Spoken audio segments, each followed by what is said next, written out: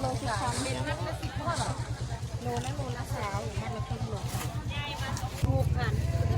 ไอ้น้ำยาบ่ได้กินอีกเด้อค่ะแถว2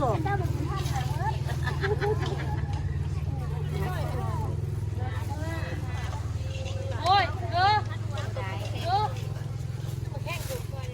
ไม่ได้ขายไม่ได้หนุ่มจ้า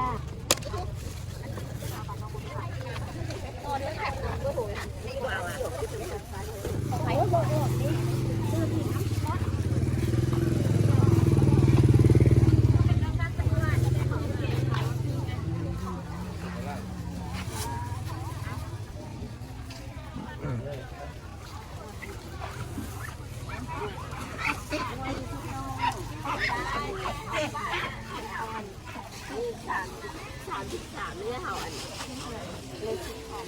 มันมีหมูฮันน่าเนาะเอาหลายคือกันลูกแข็งคือเล่นที่บ้านได้เร็วค่อยเลยเรากันลูกหงกับทุกสายนำแนวเนาะแนวใกล้กันแนวกระป้อมก็ได้นี่เลยเด็กมาจอดทางนี้มันจะเป็นอะไรเนาะแจ็คจะเพื่อนมันดูมีลูกสาว